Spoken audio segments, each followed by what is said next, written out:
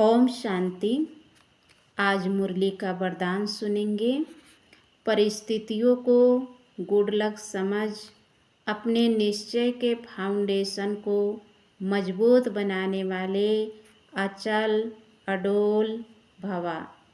Slogan है, पुराने वर्ष को विदाई देने के साथ साथ कड़वेपन को भी विदाई दे दो।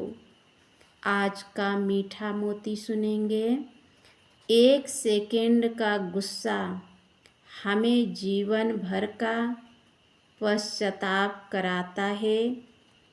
उस 1 सेकेंड में स्वयं को क्षमा के सागर गॉड फादर का बच्चा बना लो तो गुस्सा समाप्त हो जाएगी। ओम शांति।